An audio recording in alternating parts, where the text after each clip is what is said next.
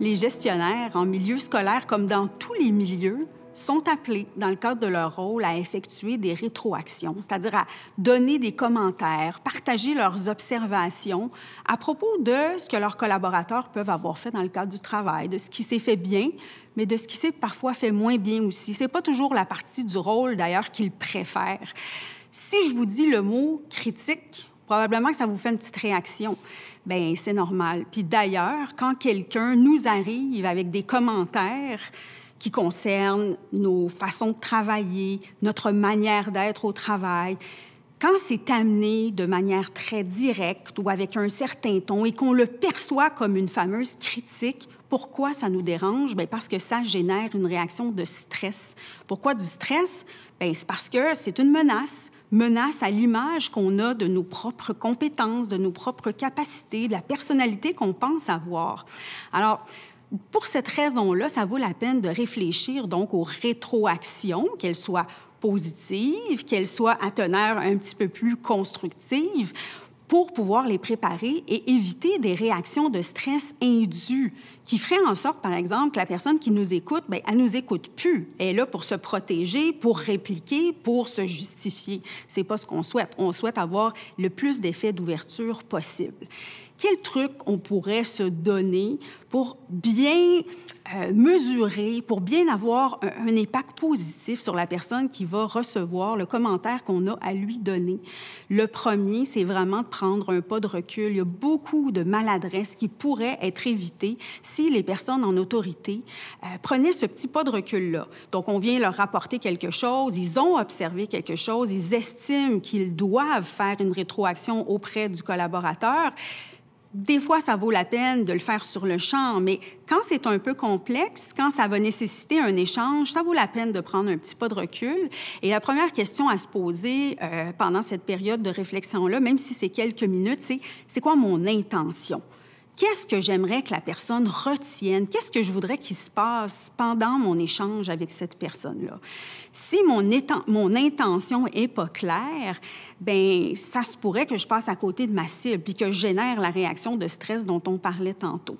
Si je me dis, ce que je veux, c'est la sensibiliser. Ce que je veux, c'est que sa conscience d'elle-même puis de l'impact de sa conduite augmente. Bien, je risque pas mal plus d'atteindre ma cible.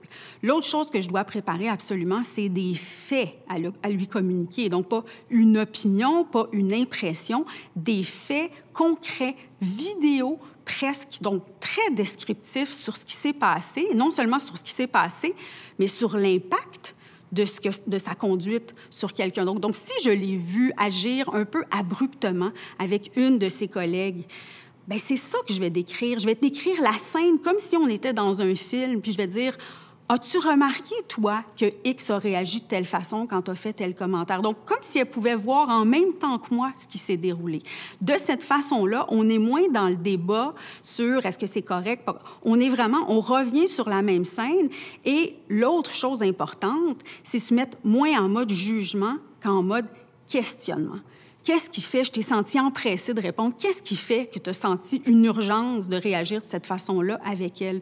Donc, on veut être curieux, on veut aller comprendre ce qui s'est passé et, très important, lui laisser l'occasion de donner sa version des faits de l'histoire. Rappelons-nous toujours que derrière un événement qui se passe, il y a souvent plusieurs versions, il y a souvent des choses qu'on ne sait pas. Alors, cette conversation-là, ça va être l'occasion d'aller chercher toute l'histoire, puis d'être curieux pour aller découvrir un peu ce qui est caché et qu'on ne connaît pas. Donc ça, c'est super important.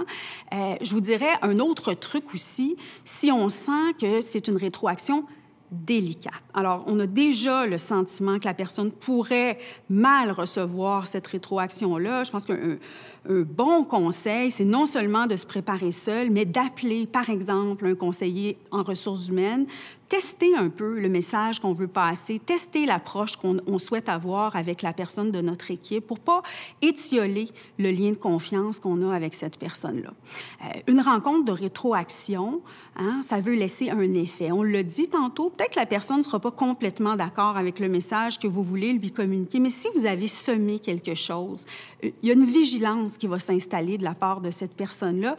Ce qui est important, c'est qu'elle comprenne que le lien de confiance se met maintient. Puis réitérer la confiance de la part d'un gestionnaire auprès, par exemple, d'un enseignant suite à une conversation comme ça, c'est ultra important pour la relation qui se maintient dans le futur. J'ai envie de terminer en vous disant que les rétroactions constructives, c'est bien, mais on oublie aussi qu'une très bonne façon d'amener les collaborateurs, quand on est la personne en autorité dans une équipe, à collaborer d'une façon X, Y, Z là, qui nous paraît efficace ou optimale, c'est aussi de leur donner des indices à chaque fois que leur conduite se rapproche de quelque chose pour vous qui fonctionne très bien. Donc, c'est un peu l'inverse ici.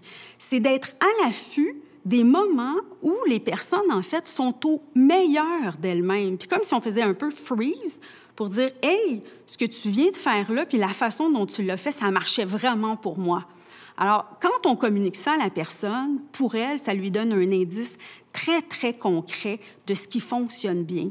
Puis pour, évidemment, la confiance, pour l'estime de soi, le sentiment d'efficacité personnelle, bien, c'est extrêmement gagnant d'avoir ce type de rétroaction-là aussi dans son bagage.